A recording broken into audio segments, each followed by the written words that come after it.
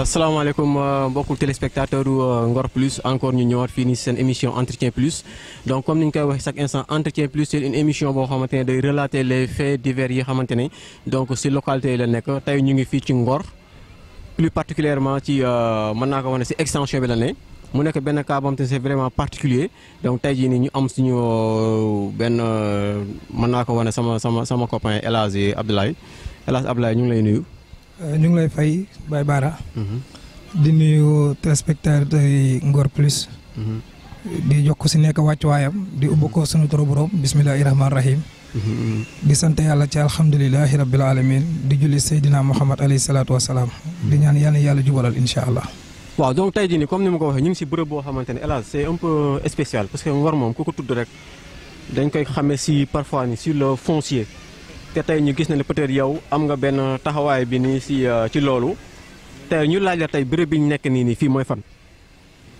bismillahi rahmaani rahim man El Hadj Abdoulaye Samb maay président commission urbanisme et habitat bu mouvement Ngor Debout waaye nekk ko it ci Fray Ngor ndax yàlla dafa def ñu copté woon ma ndax Fray dafa am âge waaye man la ñu jëloon ak sama yeneen ñaari mag.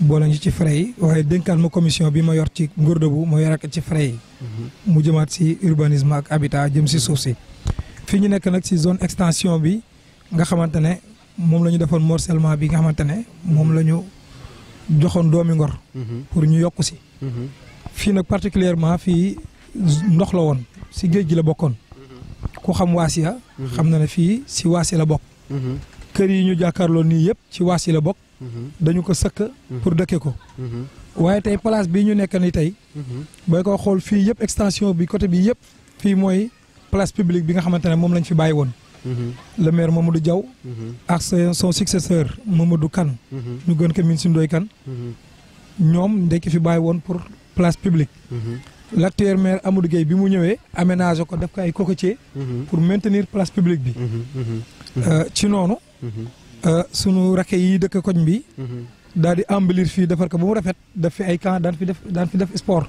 donc man li ma mën a comprendre mooy espace vert la war a nekk fii nii. espace vert la masane. ok te moom la nekkoon. ok waaw ba si jëmmi jamono bii ko xale yi defaree ba mu rafet. ñu xëy këpp fi grava bu bëri. ok daanaka mbarit la gën a ndirool. bu jógee si mairie bi. grava bi waa mairie ñoo ko fi këpp. ok ànd ak seen i agents yi mairie. lan la ñu waxoon na dañuy defaraat fii rek camions yooyu ñooy jàll ñu defar. waaye fii lañ ko bàyyi ay at. boobu nag liñ ci namoon mooy morcellement bi ñu nam ma def fii. morcellement. fii dañ ko def benn morcellement attribué ko ay nit.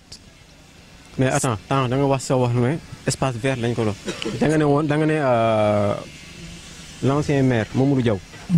moom morcelé. ñëw def fii nii pour mu nekk espace vert. waaw Mamadou Kane. Ndoye Kane. ñëw dëggal loolu. ba instant boobu loolu nekk fi. muy espace vert. waaye léegi comment il se fait que aussi beneen maire ñëw pour def morcellement pour fii nii te alors que am na leneen loo xam te ne moom la leen waxoon moom la leen promettoon pour à ce que fii nii pour embellir ko. mu nekk espace vert pour waa Jongraan. loolu moom la njëkkee te dëkkandoo yi témoin lañu ci. ñoom ñoo fi defoon seen i cocotier. defar ko. te bu ñu xoolee sax mandat bi jéem a boo koy xool ay problème moo fi am rek ba tax demuñu élection. kon bu ko sunu borom namoon doon na fi jàll toog ba dem. wala mu amaat deuxième mandat. te fii kenn du ko laal. bii ñu ko defee morcellement coow li jóg. ñun nag mouvement bi ñu ne di Ngor Debout. man ma yor commission bi. man lu ma nit andi si xibaar du tax ma dem delloo kilifa gi cëram. effectivement ndax xibaar dañ la koy andi rek. du la wóor ndax wér na. wala wérul. effectivement mais à chaque fois bu ñu indilee xibaar dañu koy bind pour mu leeral ñu si li ñu wax si xibaar ndax am na wala déet. ah ok. morcellement bi ñu ko déggee. mu jaaxal ma trop ndax ñun liste bi ñu joxoon liste 19 parcelles la. man fii ni ma ko xoolee sama xel mu gàtt jàpp ma ne 19 parcelles xañ na fi. donc fii dañ ko morcelé pour jox ko ay nit. ay nit. loolu espace vert. espace vert bi ñu morcelé ko pour jox ko la ay nit ñu dindi bëgg ko def jox ko ay nit. loolu dinañ si ñëw si gën ko leeral.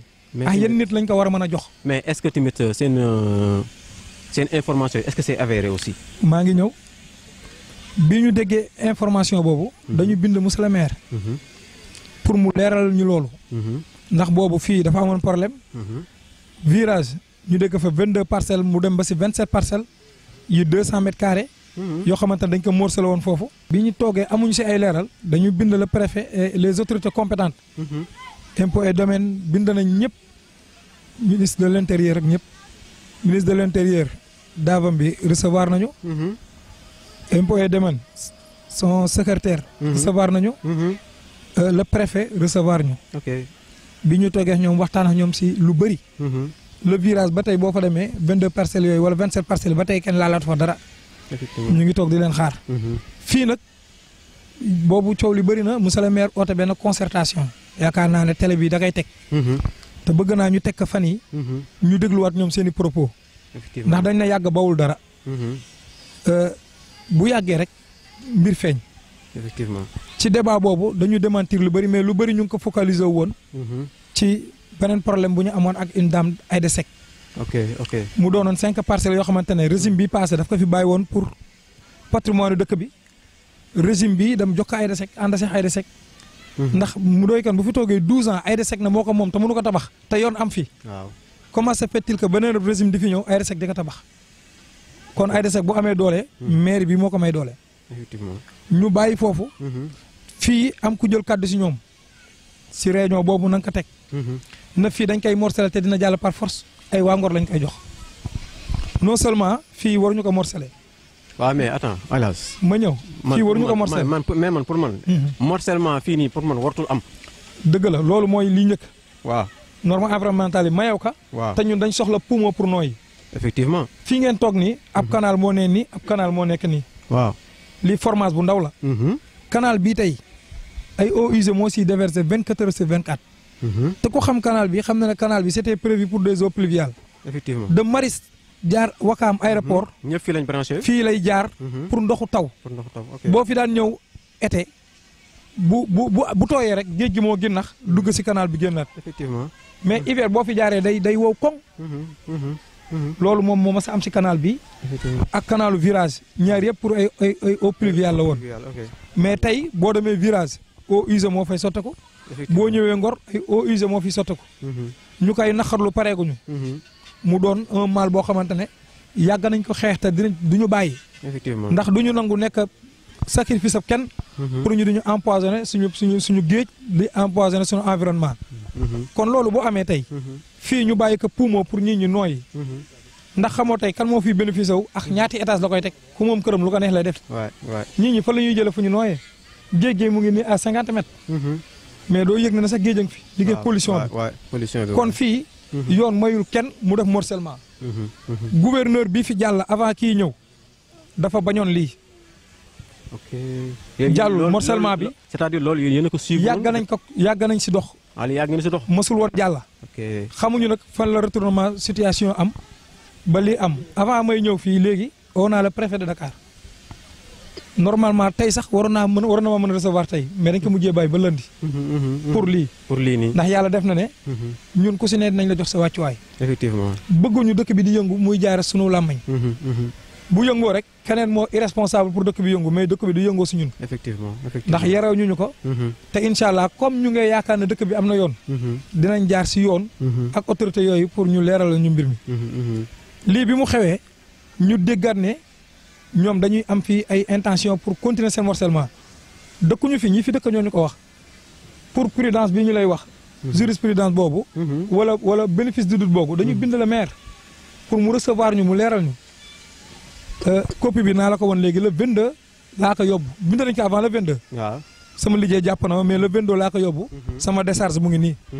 pour ñu waxtaan si tey ñu ngi si le 5 xaw ma je ne sais pas. effectivement voilà kon kooku.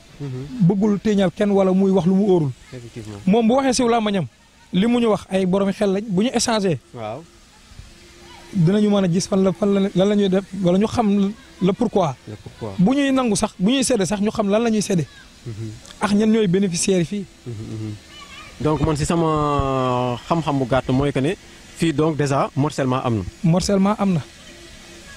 te ñi ma koy attribuer ce sont des personnes yoo xamante ne ñu ngi ci dëkk bi wala nekk ci dëkk bi. ñun liste bi ñun di kon am. ñii nekkoon ci dëkk bi 5 lañ woon. 5 ñu nekk ci dëkk bi am nañ fii. ñii si des man kenn xamu leen woon si dëkk bi liste boobu óor na óorul moom moo ko war a mën a leeral. effectivement. moom la ñu ko bindoon si avant concertation boobu. moom Amadou Gueye lañ si gis secrétaire général am Naar Touré. Atoumane Mbeng Vieux. Seyna Mbeng ab conseiller am la. ak Frey Ngor ñooñu lañ si gisoon ñu dëkk Ngor si télé la ñoo wax. effectivement.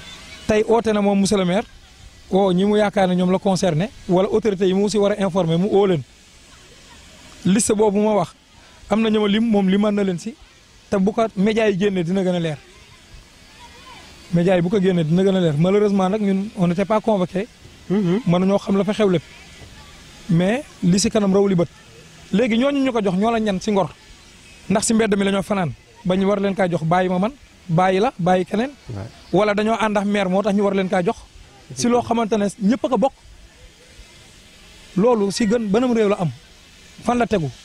mais cela veut dire que donc maire mu ngi concerté ñi mu ngi wax ak ñi mu war a waxal. mu ngi jéem a convaincre waa dëkk bi pour ñu bàyyi lii mu jàll. ñun nag. dañu nekkoon si moom a pandémie. bëgguñu woon sunu kilifa. tëj jàkka. ñu waroon fa man di julli ñuy jaabante këram. ndax feebar bi dañ ne dafa sensible si mag. ñun bëgguñu woon di jaabante diggante kër chef de village kër imam kër nangam kër nangam. dañ ne woon nañ ko bind rek ñu jokkoo moom. comme la fi moom la fi yàlla teg. ñu échanger ñu xam yëfi nan la demee. mais moom comme considéré ñu. te dafa fàttali nag sunu alal la yor. ñun lijjanti ñu nan la yore këram. mais est-ce que loolu manque de considération la de sa part. non manque de considération ndax population bu amee ab mouvement bu ko fi toogal. waaw bu doy ni Ngor Debout.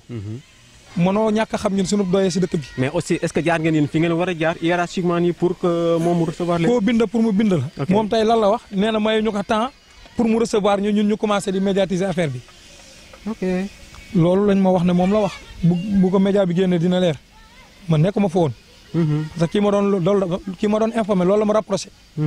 ma ne ko non bind nañ ko pour mu informer ñu te loolu amul la si yeexaale si gaaw. waaw effectivement. maire bu ma soxlawee suba bu ma owee tey bu subaa ma uyu ji ka. kon ban temps lañ ko war a mën a may wala ban temps la war a xaar pour recevoir ñu leeral ñu si loolu. loolu yàgg na. réunion ba nga nekkoon Ngor Plus di ko teg. bokk na si li ma jooytu président Ngor Debout jooytu ko membre Ngor Debout yëpp jooytu nañ ko si di ko jox ab courrier mu duñu ñàkk tontu. di ko laaj information si mbiri dëkk mu duñu ñàkk tontu dinañ ko xamal nag lenn. laajuñu ko dundam laajuñu ko këram ñu dëkk lañ kaa laaj ndax moo ñu ko ñaanoon ñu dénk ko. effectivement ñun xam nañ fi ñu war a taxaw xam nañ fi ñu war a yem. nit nag bu irresponsable yaakaar na ne maire da nga ko fal pour lu ko neex mu def kooku moom la concerné. effectivement ñun xam nañ suñu responsabilité si dëkk bi. te lépp lu yëngu. balaa ñu koy giñ dara di ko accuser dinañ ko bind laaj ka ndax li ñu dégg wala li ñu indi si xibaar dëggal wala déet. mais man parfois dafa am foo xam te ne foofu laay jéem a ñu wax si foofu un peu parce que tamit dëkk bi dafa bare loo xam te ne aussi c'est loo xam te c'est pas formel. ay dama dégg parce que sànq sa wax nga ne da nga dégg ñu andil leen dañ leen andil xibaar. wala dañ leen wax ne waa mairie ñëw nañ fii nii dañ ko bëgg a morcelé. loo tax man la sànq est-ce que seen li ngeen jàpp ne maire moom la est-ce que c'est avéré wala déet. léegi loolu li la koy leeral. sama rakk yi toog fii ak samay frères yi. dañ fi ñëw ñu andi fi un géomètre. un géomètre. barke Demba. mu ànd ak ay gendarme mais amul kayit boo xam ne da koy firndeel. may ma mu ñëw ab géomètre foo ko fekk rek. buy jël carte topographique pour génne parcelles yi la. agent maire bi ñu àndal mu ngi naan may ka mu génne sax 8 parcelles. ça c'est clair nee naa la maire oote na tey pour wane lan moo tax ñu war a bàyyi fi mu joxe ko ay waa Ngor. mais fa la woote maire yi. maire yi tey chef de village ak imam ak ay kilifa tey jii may wax ak yow kon. ay óor nax óoru loolu kenn waxatu ko. andi nañ fi ay gendarme booy bañ géomètre bi jël carte topographique bi mu daal di jóg dem nee nañ suba dinañ ñëw par force fii def seen morcellement tey loolu lañ wax ci réunion bi loolu nag kon amatul luñ fii naan ndax óorul ndax nit war na mën a responsable bu doy ni di wax lu la óorul buñ la dégg nañ nag kii la wax du n'importe qui ndax kii dem si réunion. waaw oo ko pour conscientiser la nee naa la Ngor ñëpp ay frère lañ ñëpp ay mbokk lañ. nit bu demee si kilifa mu wax. effectivement dina la oo bu dee si kilifa la na la hey. li ma dégg a jëlee fële li may dégg si yéen ndax dëgg la wala am na wala amul. parce que ñu ne am na ñuy kilifa. bu ñu nekkee si loo xamante ne dañ naan ñoon bàyyi leen ko dañ koy bàyyi bu dee newuñ si dëgg. effectivement te amuñu ko pour parparloo kenn. j'ai compris waaw. loolu moo waral. ñu naan dégg naa pour bañ a joxe tur kenn. mais kii jóge sa réunion ba jëlee fa information. di la alerter wala bañ nga juum. effectivement si démarche bi ngay dox. moo la mën a wax li mu jëlee fële. mais fii ndax morcelé nañ ko morcelé ñu ko loolu kenn waxatu ko beneen bi si des. réunion boobu concertation boobu nga am cassette bi. am na ko si ñoom. na fi ngorwaay yi am litige lañ fiy indi. ngorwaay yi am litige. litige mooy lan. mooy ñi nga xamante ne maire bi dafa leen joxoon ay parcelles. ñu am litige ak ñeneen. mais ñooñu seen litige lu ko indi. ok loolu am na si kii. maire bii génn moo leen jox terrain. waaw maire bii ñëw nan la mën a toog mënoo faj problème boobu ba ñooñu mënuñoo jot seen suuf. kan dinañ ko dëkkul Ngor war kaa mën a am te ces terres sont destinées pour les Ngorwa l'extension de Ngor pour les Ngorwa. keneen nan la si mënee am suuf. waaw ñu ne ba ñuy saafara loolu na Ngorwa bi ñàkk foofu ñu andi ko fii nga xamante ne place publique la pour ñu instaurer ko fii. ñenn si ñoom dañu bañ. effectivement. ñaar Djibi Diallo dafa bañoon. ba tey jii nii yëguguma fu mu nangoo. Mame Por Gueye dafa bañ nee na li ko maire bi passé jox loolu lay jël. ndax loolu moo ko moom. léegi ñooñu lan moo tax ñu war leen andi fii. effectivement mais est-ce que aussi def ko aussi nii pour que je ne sais pas pour maîtriser la situation pour man loolu la. mais faiblesse bi fan la nekk pour ñu war ko maîtriser. Baye Bara à l'heure actuelle que je vous parle. l'État du Sénégal est en train de morceler 1000 à 1500 parcelles ci aéroport bi ci zone Ngor. léegi loolu tamit kenn waxu si. autorité bi waa dëkk bi nañu fexe ba ñu am foofu ñu jël ñii nga xam ne ay nécessité lañ. ñu jox leen foofu en premier. Ngor ñëpp soxla suuf effectivement mais bu dee ñooñu dañu gaañu dañu loru nañ jël ñooñu ñu jox leen en premier te ñu bàyyi ñu place publique. léegi li xew lan la ñenn ñi si ñooñu la ñuy jël fii andi leen pour waa Ngor yi rus leen. mais nañ génnee 10 bi 10 personnes yi wax na ñoo bénéficié fii nañ leen génne ba xam ndax ñooñu yelloo nañ ñi sacrifier seen place publique jox leen ko ñu def ko kër wala déet. wala ay prête noonu la je ne sais pas man ñenn ñi xaw ma banab si banab norme lañ leen tànnee pour jox leen suuf si pour war leen a jox parcelle fii si yenn critère lañ leen tànnee pour jox leen fii terrain. donc man bon je suis un peu surpris quoi parce que bu ma déggee ñu ne espace vert doit être destiné seulement à peut-être maire dafa war a ñëw pour embellir espace vert bi. maire bi dafa war a ñëw pour appuyer les jeunes yi xamante ne dañ nekk ci gox bi. pour defaraat espace parce que tey bi ñu ñëwee nii ak suñu reportage on a vu que xale yi ñu ngi fiy fo. te tey jii ne Ngor gis nañu dafa xat. xat na xataay boo xamante ne ba kenn amatul espace vert. kër yi xat na. mbedd yi xat na donc bu ñu demee ba ne léegi espace vert dañ koy morceler loolu man xamatuma lan la fay demee. te en plus loolu daal bon man daal sama kàddu gu mujj daal envers El Hadj mooy. en tant que citoyen de Ngor. laa lay poser question bi nii ban jàngat nga am ci environnement Ngor actuellement nii ni muy doxee. bon Ngor man dama ko tiital trop. xamuñu ndax sunu fan dina gudd wala dina gàtt. effectivement mais ku yàlla may nga fekke ko ci kanam. Ngor jër naa tiit ndax Ngor man dama gis na ne ñun Ngor waa ñun dañu ay suñu biir. tey Ngor da nga fiy dugg dañuy taal lampe bëccëg day lëndëm parce que mbedd yeex. couloir yeex ëtt yëpp dañ ko tabax ndigee xat. da ngay gis ñaar ñu bokk benn maam seen ñaari baay bokk ndeyax baay nga tabax sa doom baay tabax fatta sa fenêtre yow da ngay obligé doot sa fenêtre mënatul ubbeeku. c'est vraiment waay. à cause de lan à cause si xataay. yow nga mën kaa defante sa mbokk goo bokkal gën a deret. jarul la nga defante ka ab doxandéem boo xamante ne dafa ñëw war a foqati say suuf. dëkk ka par force yow jarul la nga génn bu ñu waxee nga ne non non dafa xeex après ñeneen bénéficié ko ñun bi ñu dalee xeex ba léegi ma suñoo noppi. effectivement parce que dañ lekkul ger. joxuñu ñu dem toog si ruqa. effectivement tentation yi ñu dal. amaana ñu bëri bu leen daloon ñu noppi. am na ñu nekkoon si combat ñun déggatuñu leen. am na ñu rangé wu si ñeneen. am na ñoo xamante ne ba ma gëstoo monsieur le maire gis ñu taxaw si borom dafay ree. li ñuy mas a wax monsieur le maire man masuma kaa wax monsieur le maire. effectivement. kon nit ñi ñooy yemul pas-pas. man li may invité waa Ngor moo la ñu xelaat seen avenir ak seen avenir doom. gis nga piste bii ñu jëm nii. fan yi ñu ngi si sensibiliser nit ñi ñun ñëpp a war a ànd. maire ak chef de village ak jeunesse beex Ngor debout ñëpp. suñuy problème interne yi na yem fii ñun ñu réglé ko suñu biir. ñu dem wax ak état du Sénégal. tey boo demee ñii nekk Thiès lañ koy jox. effectivement ñii nekk Fongolimé feneen. non dama wax ne combat bi du fii. combat bi warul doon fii. man lii dama jàpp ne détail la waruñu ñoo oosi lii. ok c'est vraiment décevant. nga war a laaj plus de 1000 parcelles. waaw wala 500 parcelles yu jëm Ngor. ngay xëccoo waa Ngor place publique. Baye Bara tey fii da nga daan ñëw di football. terrain poussière. fii bu daan yër ñetti terrain football xañ na fi. Ngor ku waxal yàlla xam na ne talent yi mu amoon amatu ko. parce que espace tey jii nii football demee. bu ko sunuy mag gëmoon tey jii ay milliardaires dina bëri Ngor. effectivement mais xale yi amatuñu fenn fu ñu épanouir. léegi la moo fi des. mais foowee la nga xamante ne du am fowukaay. effectivement portable la gun yi di fowe. leneen. léegi xale yi dañuy daje dem si benn appartement loué ko pour def soirée. mais ñun dañ daan football ba sonn guddi gi da nga dem tëdd ci nelaw. parce que toute la journée yaa ngi si diggante tool yeex. jiw jax anecdote bi may joxe mooy fii nii dama fi daan ñëw fii dafa jàpp ay ñandoos. mais est-ce que léegi ñandoos amatina. ay kaakari kaak lépp mais loolu lépp amatul. mais mënatoo ko am parce que espèces yooyu du ñu dund fu pollution am. bii si des. pollution yow nga dëkk Ngor. nga ne géej nga yaakaar. ay nit tabax kër.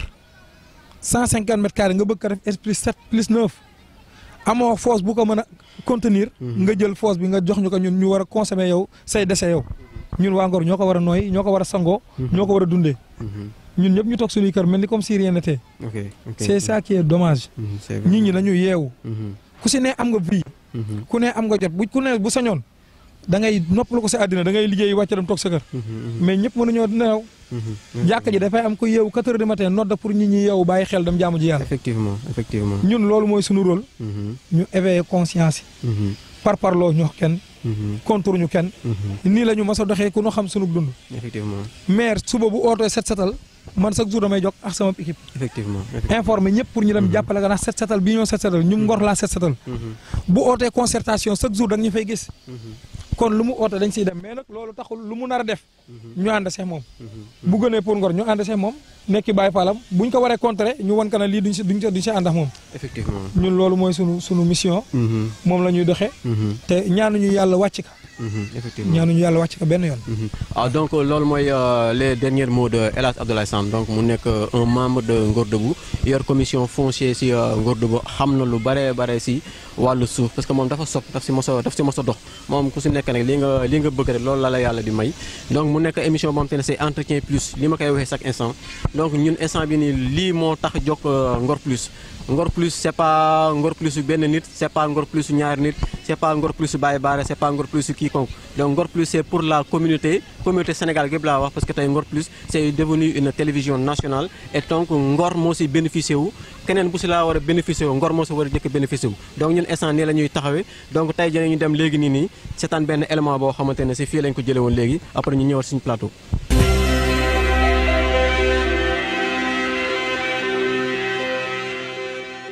waaw man Djibril Samb laa tudd dëkk Jongraan vraiment parce que comme ni nga ko xamee rek monsieur le maire bi mu jógee ba gagné maire bi ñëwoon na fii mu jël ko def ko ay cocotier ak nangam ak nangam donc loolu mooy wan dëkk bi yëpp que ne loolu espace vert la. ñu dem it am na autorité yoo xam ne ñoo fi nekkoon mooy autorité municipale sortante yi ñoom doy kan ak yooyu noonu ñoom ils nous ont confirmé que c'est un espace vert. aussi le plan bi nga xam ne moo nekk man gelé le plan espace vert moo fi nekk et boo xoolee li nga xam ne moom mooy dëkk bi yëpp boo xoolee zone extension bi ak biir Ngor dëkk il faut mu am foo xam ne moom mooy poumon bi ndax nit bu poumon amul poumon du noyyi te dëkk bi yëpp boo xoolee amul poumon donc ñu xalaat ne fii suñ ko defee espace vert doon na loo xam ne vraiment dina baax ci biir dëkk bi et dina permettre dëkk bi gën a mën a am li nga xam ne moom mooy jàmm donc loolu moom mooy tax vraiment ñu ne fii buñ ko bàyyee mu nekk espace vert loolu moom mooy li nga xam ne moom moo gën ci dëkk bi. léegi nag dañu gis am na loo xam ne dafa njëkkoon a am ndax ba mu faloo ba yàgg jotoon nañu am ci ay information comme quoi fii de def nañu ko morcellement boo xam ne 19 parcelles la waaye ñun gisuñu conseil municipal boo xam ne réunir na pour loolu mu xaw ñoo jaaxal ñu déggoo nit ne monsieur le gouverneur bi nga xam ne moo fi nekkoon de Dakar dem na moom joxoon nañ ko dossier bi pour mu valider ko monsieur le gouverneur bañ dossier ne boobu noonu gouverneur validé wul dossier boobu la ñu yor dossier boobu mooy 19 parcelles yi 19 parcelles yi ay waa Ngor a ngi si waa Ngor yooyu xamuñu nu leen ko joxe am na ñoo xam ne dëkkuñu Ngor xamuñu nuñ ko amee am na ñoo xam ne it GIE les frais ñu ngi ci biir si ñi nga xam ne moom lañ ko jox donc ñun loolu lañ moo xam ne moom la ñu gisoon dégg nañ dëkk ne am na beneen morcellement boo xam ne am na donc ci ay dëgg-dëgg la ñuy yëpp donc loolu moom mooy li nga xam ne moom laa ci bëgg a wax.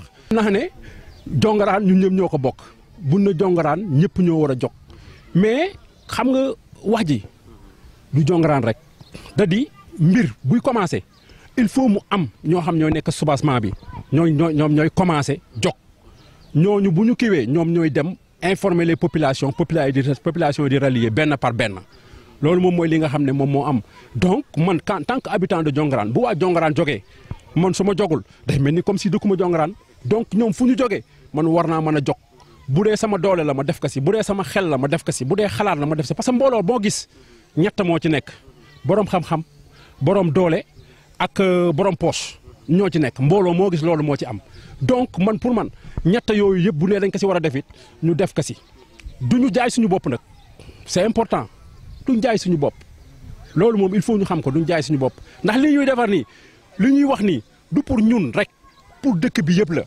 pour dëkk bi yëpp la gis nañ tàngaay fii dëkk bi ni muy mel léegi-léegi ñi ngi xam nañ nit ñi dañuy taxaw rek tabax rek jëmale kaw donc loolu moom mooy li nga xam ne moo si nekk am na ku ma déggoon muy wax bi paase sax naan lampe bëccëg yi ñoo taal parce que dëkk bi moo xat de telle sorte que loolu mën a nekk donc man je pense que ne loolu moom mooy li nga xam ne moom la ñu war a taxaw waa dëkk bi yëpp xam ne mbir mi du mbiram Jongaraan kese waa dëkk bi yëpp si lañ bokk ñoo ngi dégg aussi que ne am na ñoo xam ne ci dëkk bi lañ dëkk aussi ñu jox leen ci terrain yi man je suis d'accord mais li nga xam ne moo ci nekk mooy ci ban anam ci ban fànn nan ci nan donc c'est ça et je pense que monsieur le maire doit communiquer sur ça doit donner les informations man pour man affaire bi du utiliser la force parce que bu utiliser la force day doon loo xam ne dafa doy waar man sama maam fan la jógee du ngéyeen sama papa chaque jour bu daan jàkkaarloo monsieur le maire lan la koy wax ma sanga ça veut dire que doomu ndijaayam la ñëpp benn lañ alors boo ñëwee nga ne da ngay forcer moi je pense que les populations boo ñëwee nga nekk le maire de la population tu dois savoir il doit avoir une méthode de communication et pour man ça ne doit pas être la force tu dois pouvoir communiquer avec eux parce que ñi ay jeunes lañ monsieur le maire bu ñëwoon taxaw ak ñoom communiquer teg si ñoom la leer ñoom dinañ xam ne lii la leer la mais man pour man koo xam ne tegul lu leer donc day xaw a doy waar moi je pense que ne loolu la et vraiment moi je l'appelle à la raison am na loo xam ne waru koo def il doit pas forcer sur ce truc là c'est le maire il doit pouvoir venir tranquillement faire ce qu'il a à faire c'est tout mais quant à forcer non moi je suis pas d'accord sur ça et vraiment am na foo xam ne bëgguñu fa yegg il faut mu bàyyi ci xel am na foo xam ne bu fa duggee rek affrontement dina am. parce que doon na loo xamante ne nii naxari na jeunes yi moo waral tey ñu teew fii depuis ñu ngi yàq sax suñuy nelaw parce que toujours ñu ngi veillé fii si place bi toujours ñu ngi xëy matin soir ñu ngi nekk fii si place bi di veillé place bi te dafa amoon loo xamante ne ñoom dañu ko diggoon waxoon ñu ko bon loolu lañ fi séntu mooy que place verte la c'est un espace boo xamante ne boo xoolee xale yi yaa ngi leen di gis fi la ñu fowee fi la ñu defee lépp te tey gi ni loolu lañ ñëw pour xañ ñu ko mu doon loo xamante ne ni jeunes yi Ngor laay wax du mën a Jongaraan kenn rafetlu ko doon na loo xamante ne métti nañu trop looloo waral tey gi ñu teew fii pour mu bàyyil ñu place bi fii ni mu ko bu fekkee mënu ko defar mu bàyyi ñun dinañu fi demal suñu moyen ñun li ñu am ñu demee noonu quoi loolu moo waral tey ñu teew fii muy jeunes yu Ngor du mën a Jongaraan parce que waa Ngor ñëpp ñoo ko moom ñoo ko bokk loolu moo waral tey ñu teew fii te aussi daf fiy yebal ay ñoo nga xamante ne suñuy mbokk lañ ñoo xamante ne suñuy deret lañ suñuy sang loom la ñu fiy jiital te aussi bu ñu waxee loolu ñu ne 19 parcelles la te bu wàllu dagg jotee ñu fi gis fi ñaari paa yoo xamante ne suñuy deret lañ suñuy sang ñoo fi ñëw toog duñ fi gisaat ñeneen ak ñeneen kon loolu daf ñu jaaxal trop te aussi ñun li ñu bëgg mooy que mu bàyyi ñu affaire yi te ñooñu suñuy père lañ te ñun wax dëgg yàlla yéene ñu leen loo nga xamante ne tey gi ni safaan la wala dara parce que ñooñu suñuy père lañ te buñ ñu jaxasee ñoom ñooñu suñuy père yéene leen lu ëpp loolu mais comme tey gi ni lii ka suñuy grand yi jiital wax ko mooy que li nga xamante ne moo xew sa aéroport ba nañu dem ñu jëm liñ xool ñu fayit loolu ñu jox leen foofu ñu bàyyi ñu li nga xamante ne espace vert la ñun loolu la ñu bëgg.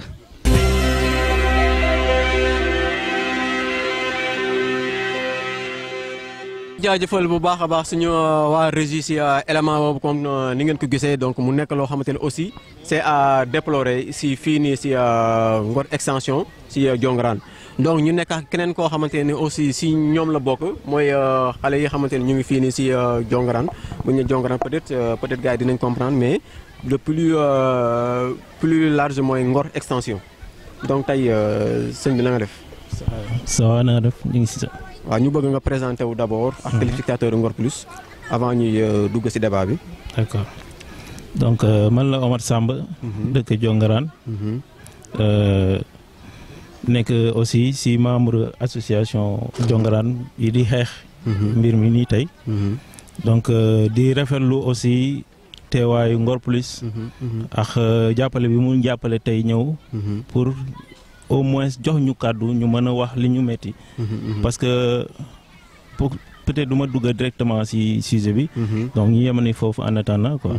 waaw donc tey jii nii ñu gis ne comme élément bi ni mu ko waxee say moroom yëpp li ñu wax mooy que ne fii espace vert la. te espace vert man ni ma ko comprendre ci sama jàngat boo xamante ne nii c'est terre à terre mooy espace vert foo xamante ne c'est pour épanouissement la. foo xamante ne xale dañ fay fo parce que ñun bi ñu ñëwee sànq sax dañ gis xale ñu ngi fiy football. yéen aussi yeneen toog fii nii teg seen caayin ñii di defar seen bateau yi aussi mu nekk loo xamante ne aussi pour féexlu la. parce que gis naa fi aussi ñaari canal yoo xamante ne moo séq espace bi.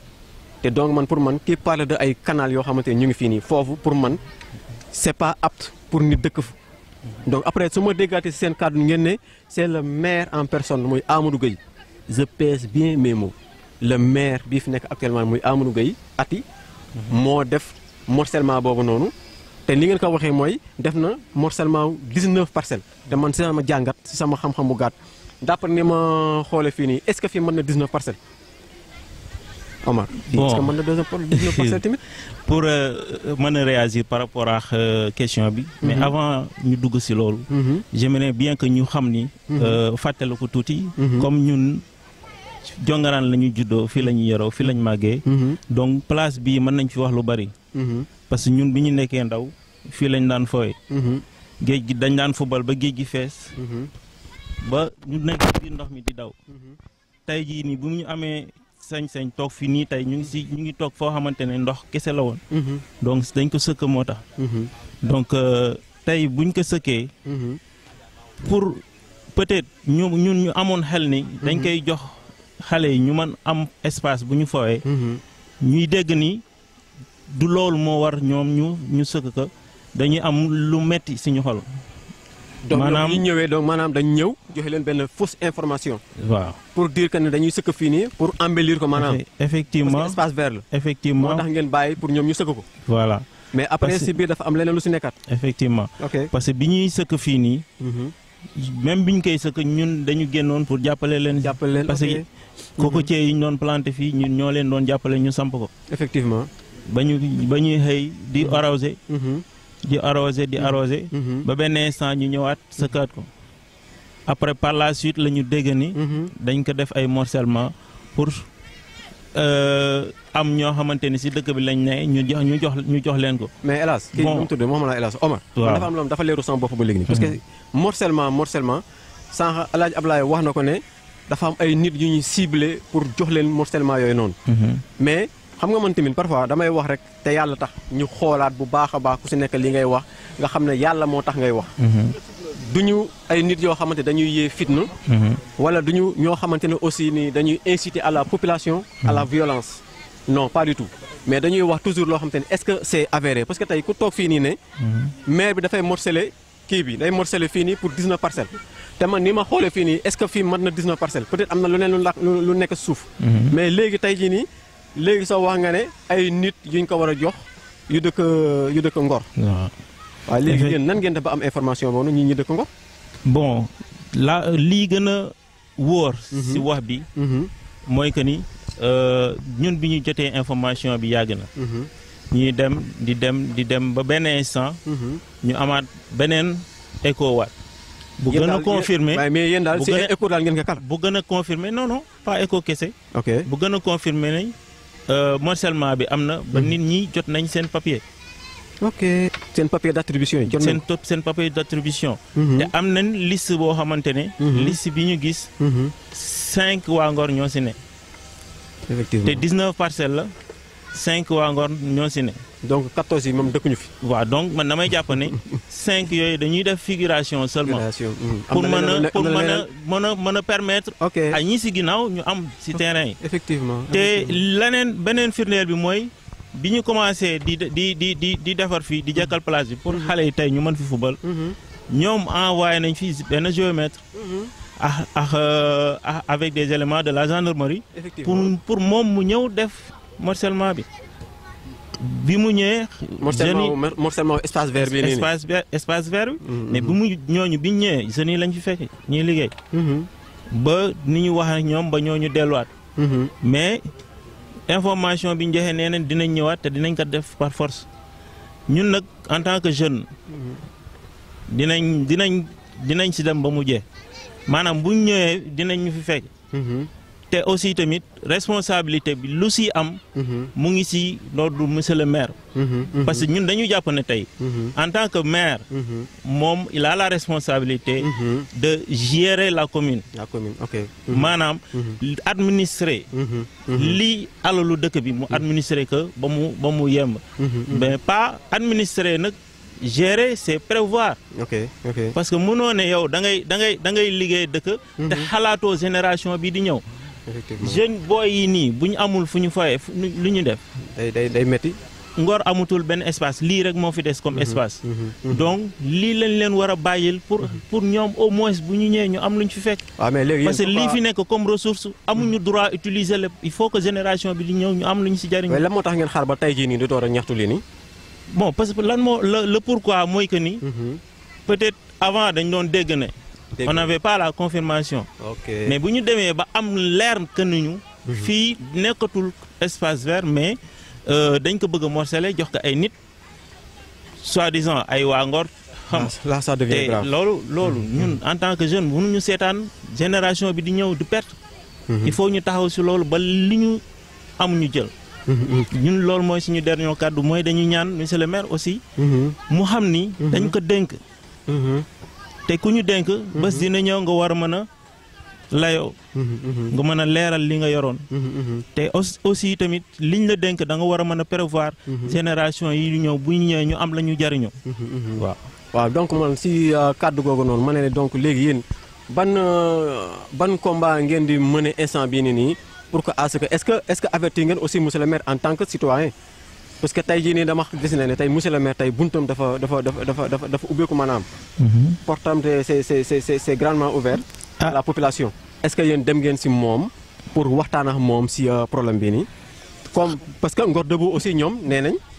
joxe nañ courrier monsieur le maire pour avertir ko pour wax ak moom mais tontu leen. mais yéen est-ce que son ngeen seen daal pour dem fële si maire yi pour toog pour jéem ko gis pour wax si problème bii nii. peut-être point boobu. ñun dañu nekk en coordination avec Ngor Debout. Ngor Debout. waaw parce que bi ñu commencé. di ñaxtu ci affaire bi ñoom ñoo ci njëkk a ñëw fekk suñu. effectivement. te ci kaw loolu la ñu ànd ci démarche yëpp. ak ñoom. donc courrier boobu noonu ñoom ñu dugaloon. ñun dañ doon xaar retour. pour mën a ñëw toog ak moom. monsieur le maire mu wax ñu le pourquoi mu def lii nii tey. parce que avant tout ñun dañu jàpp ne. balaa ñuy def dara dañ war a toog ak moom. parce que loolu mooy yoon. mais bu ñu amul possibilité toog ak moom ñu jaar beneen yoon tout simplement. effectivement. donc noonu mu nekk loo xam te ne aussi moom koy ni ma koy waxee rek parce que lii pour man c'est pas le vrai combat. lii c'est pas le El Hadj wax na ko sànq le vrai combat mooy piste bene. te lii ne ay détails pour man. donc lii man pour man j'incite à monsieur le maire pour que mu régler problème bi parce que problème aussi duñ xamuñu actuellement nii fan la mën a àgg ji te lii c'est la population te moom je vois que ne moom lii li ma ko xamee. peut-être du seetaan aussi ñuy néewal doole population te man j'aimerais je veux bien que en tant que médiateur ngeen dem avec Ngor Debout ànd ngeen dem waxtaan ak moom peut-être dinañ trouver solution ci loolu noonu. ñun li ñuy ñaan en fait. mooy loolu. ñu mën a toog ak moom. de face. mu wax ñu dégg ñu wax ko mu dégg. effectivement moom mu xam ñun li ñuy yëg suñu motivation. parce que du yàqal ko moo tax. effectivement du aussi tamit di koy xeex moo tax. parce que lépp lu mu dugg rek ñun dañ si war a ànd ak moom. si kaw mu doon li gën pour Ngor. parce que bu tegee loo xamante ne tamit baaxul si ñun baaxul si jeunesse su Ngor baaxul si Ngor mais ñun en tant que jeune dañu war a ñëw défendre loolu. te loolu moo nekk suñu taxawaay tey. mais bu ñu sañoon tey jii nii mu wooñ ñu toog ak moom waxtaan xool nu ñu mën a parce que li nga wax léegi moo am. xeex bi du fii nii. lii nii dama yàpp ni waru sax mën a am. parce que lii ñu war a taxawee mooy lii xaw fële. te hélas wax na ko léegi. mooy lii xaw si piste aéroport bi. te loolu moo war a nekk bépp combat pour moom ñun ñu ne si ginnaawam ànd ak moom xeex ko. ba Ngor am si li mu war a am. parce que buñ toogee tey fii nii ñu dégg ne foofu ñu ngi koy jox ay ñoo xamante ne ñu ngi dëkk si àll bi ñu ngi dëkk ay fële ñëw. xam nga te Ngor am si soxla.